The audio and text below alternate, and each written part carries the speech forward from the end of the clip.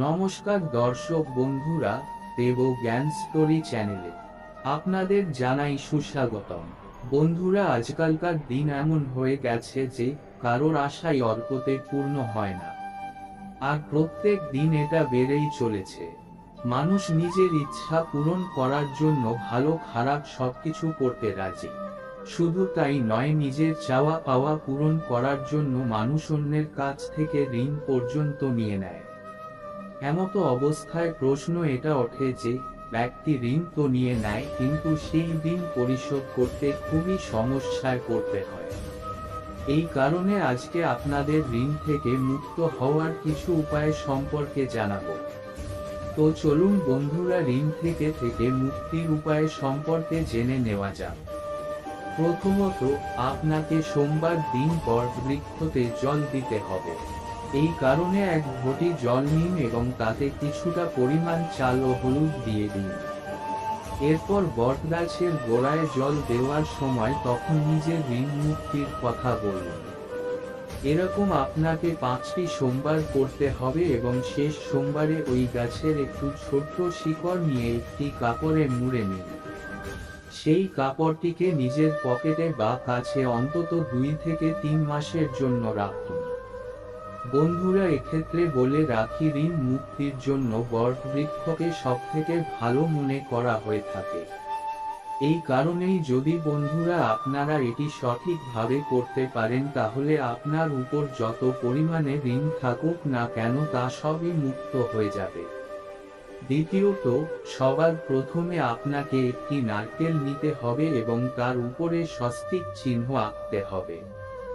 এই জন্য একটি পবিত্র পাত্রে সিঁদুরের সঙ্গে সামান্য পরিমাণ তেল মিশিয়ে নিন এবং তারপর সেটি দিয়ে স্বস্তিক চিহ্ন আঁকুন। এরপর ভোগের জন্য কিছু লাড্ডু রাখুন। এরপর সেই নারকেল এবং লাড্ডু দিয়ে মঙ্গলবার দিন হনুমানজির পূজা করুন ও তাকে ভোগ লাগান। আপনি যদি পরপর 4 অথবা 5 মঙ্গলবার এমনটা করতে পারেন, তাহলে আপনার এর লাভ অবশ্যই প্রাপ্ত হবে। শুধু তাই নয়, তৃতীয় মঙ্গলবার থেকে আপনি এর প্রভাব লক্ষ্য করতে পারবেন। কিন্তু মনে রাখবেন, এই উপায়টি পুরো পবিত্রতা ও শ্রদ্ধার সঙ্গে করতে হবে। বন্ধুরা, তৃতীয় বিষয়টি করার জন্য আপনাকে আপনার উচ্চতা অনুযায়ী একটি কালো কার নিতে হবে এবং সেটিকে একটি খোসা ছাড়ানো নারকেলের সঙ্গে জড়িয়ে দিতে হবে। এরপর সেই নারকেলটির সঙ্গে কিছুটা পরিমাণ ফুল নিয়ে নিজের ইষ্ট দেবতাকে স্মরণ করে তাকে একটি পবিত্র জলে ভাসিয়ে দিন। আসলে এই বিষয়টি আপনার ঋণের সঙ্গেই যুক্ত। এই নারকেলটি যদি আপনি কোন পবিত্র নদীর জলে ভাসিয়ে দেন, তাহলে সেই নারকেলটি যতদূর ভেসে যাবে আপনার ঋণের বোঝা ততই কমতে থাকবে। চতুর্থত, প্রতি বুধবার দিন গোমাতার উদ্দেশ্যে কিছু ভজন দিন। এক্ষেত্রে গোমাতার আশীর্বাদ সব সময় আপনার উপর থাকবে। বন্ধুরা, আমাদের সনাতন ধর্ম অনুযায়ী গোমাতার মধ্যে 33 কোটি দেবদেবী রয়েছে। এই কারণে গোমাতা আমাদের জন্য খুবই পূজনীয়। তার মাধ্যমে আমরা একসাথে অনেক ভগবানকে খুশি করতে পারি এবং সকল ভগবানের আশীর্বাদ প্রাপ্ত করতে পারি। পঞ্চমত, এটি খুবই গুরুত্বপূর্ণ একটি উপায়। এটি করার ফলে আপনার ঋণ নিশ্চিত রূপেই শোধ হয়ে যাবে। এর জন্য আপনাকে প্রতি মঙ্গলবার রাত 11টা থেকে 1টার মধ্যে হনুমান চল্লিশার পাঠ করতে হবে।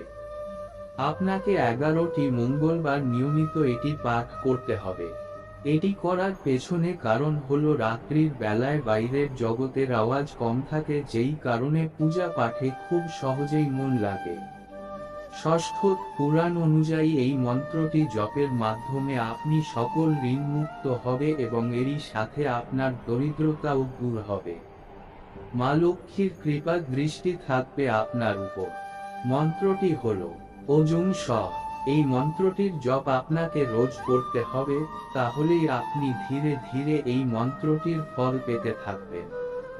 বন্ধুরা, এর সাথে আপনি সব সময় চেষ্টা করবেন যেন ঋণ নিতে না হয়। খুব প্রয়োজনে নিজের বন্ধু বান্ধব অথবা পরিবারের সাহায্য করা ভালো কথা, কিন্তু ঋণ দেওয়া এবং নেওয়া অনেকবার আপনাকে বড় সমস্যা ফেলতে পারে। সাহায্য করার নামে কাউকে টাকা পয়সা ধার দিলে মা লক্ষ্মী অত্যন্ত রুষ্ট হন। বন্ধুরা, ঈশ্বরের সান্নিধ্য কেই বা না চায়, কিন্তু ঈশ্বর সকলকে নিজের আশীর্বাদ আলাদা আলাদা প্রকার ভাবে দিয়ে থাকে। কারো জীবনে অনেক কষ্ট থাকে, আবার কেউ জীবনে অনেক সুখে থাকে। কিন্তু যখন একটি সাধারণ মানুষের সঙ্গে খারাপ কিছু হয়ে যায়, তখন সে একবার হলেও ভেবে থাকে ঈশ্বর কি তার সঙ্গে আদৌ আছে নাকি নেই। তো বন্ধুরা, আজকে আপনাদের সঙ্গে আলোচনা করব এইরকমই 8টি সংকেত নিয়ে। বন্ধুরা, ভগবানের আশীর্বাদ যদি আপনার সঙ্গে থাকে তাহলে ভগবানের প্রথম সংকেতটি হবে আপনার সকল কাজে আপনি অসফল হবেন। হ্যাঁ বন্ধুরা, এটা শোনার পর আপনার একটু অদ্ভুত মনে হতে পারে, কিন্তু বন্ধুরা এটাই সত্যি। আপনি খুব খাটাখাটনি করে কষ্ট করে আপনার কর্ম করলেও আপনি সফলতা অর্জন করতে পারবেন না। আর এটি বারংবার হতে থাকবে ততক্ষণ পর্যন্ত যতক্ষণ পর্যন্ত না আপনার চোখ খুলে যাচ্ছে। বন্ধুরা, দ্বিতীয় সংকেতটি হলো আপনার নিজের উপর থেকে বিশ্বাস চলে যাবে। বন্ধুরা, ভগবান যখন আপনার সঙ্গে থাকেন তখন আপনি খুব একা হয়ে যান। আপনি তখন কিছুই বুঝতে পারবেন না যে আপনি আগে কি করবেন। আপনি নিজেকে এমন পরিস্থিতির মধ্যে পাবেন যেখানে আপনাকে কেউ সাহায্য করতে পারবে না। আপনি কাউকে নিজের এই অসফলতার কথা বলতে পারবেন না। যদি কাউকে বলতেও পারেন তাহলে তাদের কাছে আপনার এই কথাটি খুবই ছোট কথা বলে মনে হবে, কিংবা তারা আপনার কথায় বিশেষ গুরুত্ব দেবে না। বন্ধুরা, ঈশ্বর আপনার সঙ্গে রয়েছেন এর তৃতীয় সংকেতটি হলো সেই মুহূর্তে আপনার জীবনের দুঃখ চরম সীমায় থাকবে। হ্যাঁ বন্ধুরা, তখন আপনার মনে হবে এর থেকে খারাপ আর কি বা হতে পারে। আপনি দুঃখের চরম সীমাকে অনুভব করতে থাকবেন। বন্ধুরা, আপনারা মহান সাধু সন্তদের দেখেছেন হয়তো, তারা প্রত্যেকেই কিন্তু দুঃখের মধ্যে জর্জরিত ছিলেন এবং তাদের মধ্যে ধীরে ধীরে বৈরাগ্য ভাব আসলো। আর এই জীবন এবং ভৌতিক সুখের আগে এগিয়ে গিয়ে ঈশ্বরকে জানার তৃষ্ণা জন্মায় তাদের মধ্যে। সবশেষে কিন্তু তারা ঈশ্বরের সাক্ষাৎ রূপ প্রাপ্ত করেন। বন্ধুরা, এই দুঃখের ফলে মানুষ ভেঙে পড়ে ঠিকই, কিন্তু এই দুঃখই মানুষকে পুনরায় গড়ে তুলতে সাহায্য করে। সেই মানুষ ধীরে ধীরে এটা বুঝতে শেখে যে এই সংসারেই সম্পূর্ণ সুখ নেই, কিছু এমনও রয়েছে যা এই সংসারের ওপারে। বন্ধুরা, ঈশ্বর আমাদের সবার প্রথমে হেরে যাওয়া শেখায়, কারণ যতক্ষণ পর্যন্ত না আপনি হেরে যাওয়ার দুঃখ অনুভব করছেন ততক্ষণ পর্যন্ত আপনি জেতার মাহাত্ম্য বুঝতে পারবেন না। বন্ধুরা, ঈশ্বরের চতুর্থ সংকেতটি হলো যখন আপনার সকল আশা ভঙ্গ হবে তখন আপনার মধ্যে একটি ইউনিভার্স সার্চ শুরু হবে, অর্থাৎ আপনার ভিতরের একটি খোঁজ শুরু হবে। এই খোঁজের মাধ্যমে আপনি নিজেকেই নিজে ভালোভাবে পরীক্ষা করে দেখবেন আপনার কোথায় কোথায় ভুল ত্রুটি রয়েছে। এই খোঁজের মাধ্যমে আপনি যেই জিনিসগুলিতে কমা সেগুলিকে আপনি ঠিক করে উঠতে পারবেন। শুধু তাই নয়, সেই মুহূর্তেতে আপনি আপনার জীবনে যা কিছু হারিয়েছেন এবং যেই সব কাজে অসফল হয়েছেন আপনি তখন তার কারণ খুঁজতে থাকবেন। আপনি তখন নিজেকেই নিজে জিজ্ঞাসা করবেন। হ্যাঁ বন্ধুরা, এটাই সেই সময় যখন আপনি নিজেই নিজের অন্তরাত্মার সঙ্গে ধীরে ধীরে যুক্ত হতে থাকবেন। এরপরে আপনার জীবনে একটি নতুন পরিবর্তন আসবে। বন্ধুরা, পঞ্চম সংকেতটি হলো আপনার জীবনযাপনের ভঙ্গিমা ও চারিত্রিক বৈশিষ্ট্য পাল্টে যাবে। বন্ধুরা, যখন আপনি নিজের সঙ্গে যুক্ত হতে থাকেন তখন নিজের ভুলগুলো নিজেই ধরতে পারেন, যার ফলে আপনি নিজেকে পরিবর্তন করার চেষ্টা করতে থাকেন। আপনি আগের থেকে অনেক শান্ত, স্থির এবং প্রত্যেকটি বিষয়কে গভীরভাবে চিন্তা ভাবনা করে সিদ্ধান্ত নেওয়া এই রূপ একজন ব্যক্তিকে ধীরে ধীরে রূপান্তরিত হতে থাকে। বন্ধুরা, আমরা যখনই ঈশ্বরের পথে চলি তখন সবার প্রথমে তিনি আমাদের মধ্যে একটি বিরাট বড় পরিবর্তন আনেন, যার মাধ্যমে আমরা যেন তার ভাষাটি বুঝতে পারি। বন্ধুরা, যতক্ষণ পর্যন্ত না আমরা ঈশ্বরের গুণগুলোকে বুঝতে সক্ষম হব ততক্ষণ পর্যন্ত আমরা ঈশ্বরের আমাদের প্রতি ভালোবাসা সম্পর্কেও বুঝতে পারব না। এই কারণেই ঈশ্বর আমাদের মধ্যে পরিবর্তন আনেন, আমাদের তার ভাষা বোঝানোর চেষ্টা করেন। এই বোঝানোর ভাষা হয়তো দুঃখের মাধ্যমেও হতে পারে। ষষ্ঠ সংকেতটি হলো, আপনি কোন জিনিসের মধ্যেই হার জিতের পার্থক্য করবেন না। বন্ধুরা, এটা সেই সময় যখন আপনি পুরোপুরি পরিবর্তন হয়ে গেছেন বা নিজেকে পাল্টে ফেলেছেন। এখন আপনার জীবনকে দেখার ভঙ্গিমা পুরোটাই পাল্টে গিয়েছে, যার ফলে বাইরের জগতে হওয়া ঘটনাগুলিও আপনার জীবনে খুব কম প্রভাব ফেলবে। এই সংসারে হওয়া প্রত্যেকটি ঘটনাকে আপনি একটি নাটক রূপে দেখা শুরু করবেন। আপনার মধ্যে একটু গাম্ভীর্য ভাব চলে আসবে।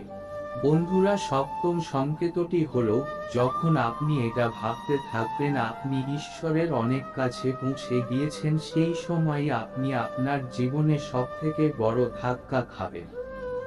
বন্ধুরা, এটা ঈশ্বরের সবথেকে কঠিন পরীক্ষা হয়ে থাকে। এখানে আপনার বিশ্বাস, আপনার বুদ্ধি সমস্ত কিছু পরীক্ষা করা হবে। যা কিছু আপনি আপনার যাত্রা, আপনার সাধনার মাধ্যমে শিখেছেন। এই সময় আপনার জীবনে এমন ধরনের দুঃখ কিংবা সুখ আসবে তখন আপনি ভাববেন, ঈশ্বর তো কিছুই না, ঈশ্বর কেবলমাত্র একটি মিথ্যে চিন্তন মাত্র, যা ছলনা ছাড়া আর কিছুই নয়। এই সময় সব থেকে অধিক ধৈর্যের হয়ে থাকে। এই সময় যদি আপনি আপনার পথ থেকে বিচলিত না হন তাহলে অষ্টম সংকেত রূপে ঈশ্বর নিজেই আপনার সম্মুখে উপস্থিত হন। সেটা যে কোনো রূপে হতে পারে। বন্ধুরা, এই অষ্টম সংকেতটি এমন প্রকৃতির হয়ে থাকে যাকে শব্দের মাধ্যমে ভাষায় প্রকাশ করা সম্ভব হয়ে ওঠে না। এই পরিস্থিতিতে পৌঁছানোর পর আপনার মনে বিন্দুমাত্র সংশয় থাকবে না যে ঈশ্বর আপনার সঙ্গে নেই। কিন্তু তা সত্ত্বেও আপনার সর্বক্ষণ ঈশ্বর আপনার সঙ্গে রয়েছেন, এরকম অনুভূতি আসবে। আপনি এই অনুভূতিটি প্রাপ্ত করার পর এমন শান্তি ও আনন্দ অনুভব করবেন যাকে শব্দের মাধ্যমে ভাষায় প্রকাশ করা যাবে না। বন্ধুরা, এই ঈশ্বরের আপনার সঙ্গে হওয়া এবং না হওয়া এই সম্পর্কিত সম্পূর্ণ বিষয়টি আশা করি আপনি বুঝতে পেরেছেন।